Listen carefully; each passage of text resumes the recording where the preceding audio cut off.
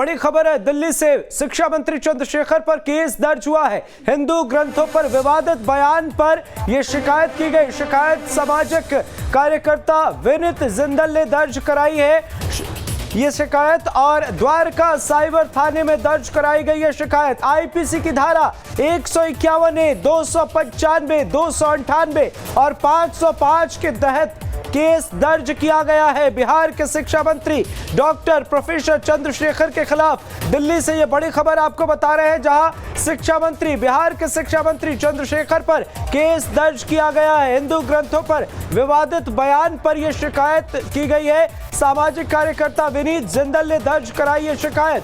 Dwarka cyber थाने में शिकायत दर्ज कराई गई। आईपीसी की धारा 151A, 295, 298 और 505 के तहत ये केस दर्ज कराए गए हैं। बिहार के शिक्षा मंत्री डॉक्टर प्रोफेसर चंद्रशेखर के खिलाफ उन्होंने जो बयान दिए उस पर घमासान मचा हुआ है। और ऐसे में एक तरफ बीजेपी सत्ता पक्ष को घेरने की कोशिश करी है, तो दूसरी तरफ आपको दिखा रहे तस्वीरें देखिए। केस दर्ज शिक्षा मंत्री के खिलाफ धारा 151A और इसी के साथ कई धाराओं का जिक्र है, जिसमें 295, 298, 505 भी शामिल है। इसके तहत मामला दर्ज कराया गया है। आईपीसी की धाराएं लगाई गई है। इंडियन पीनल कोड की धाराओं के तहत उन पर मुकदमे दर्ज कराए गए हैं। सहयोगी विकास चंद्रा हमारे साथ फोन लाइन पर जुड़े हुए। विकास, क्या कुछ है बिहार के शिक्षा मंत्री चंद्रशेखर से जुड़े अपडेट?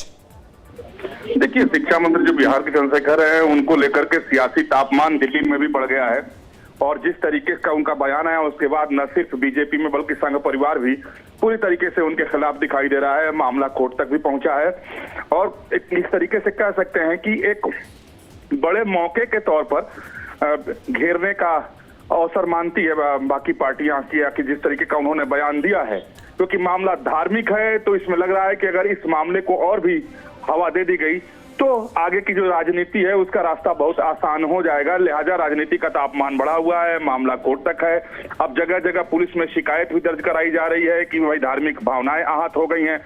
तो कुल मिलाकर कह सकते हैं कि हालांकि इस तरीके को ये पहला बयान बिहार के उस खेमे से आया हो ऐसा नहीं है। इसके पहले भी 2-3 बार बयान आ चुके हैं, जिसको लेकर के काफी बीजेपी की तरफ से सिर्फ अगर बात कर ले तो बहुत तलखंदाज में उस समय भी विरोध दर्ज कराया गया था और आज भी उनकी तरफ से विरोध है। तो अब सबसे बड़ी बात है देखना है कि इस पर नीतीश कुमार, क्योंकि बार बार बीजेपी जो है और दूसरी जो पार्टियां हैं उस पर नीतीश कुमार को ही कटघरे में खड़ा करने की कोशिश कर रही हैं, उनको ही लपेटे में लेने की कोशिश कर रही हैं कि वो क्या इस मसले पर बोलते हैं। अगर नीतीश कुमार कुछ बोलते हैं तो फिर उससे वो राजनीति और आगे बढ़ेगी या वहीं विराम लगेगा, ये तय हो जाएगा। जाहिर सी बात है, सियासी गलियारे में तो हलचल तेज है ही। विकास, जो धाराएं आईपीसी की लगाई गई है, 4 धाराएं 151A, 295, 298 और 505, ये आपसे जानना चाहेंगे कैसी धाराएं हैं ये?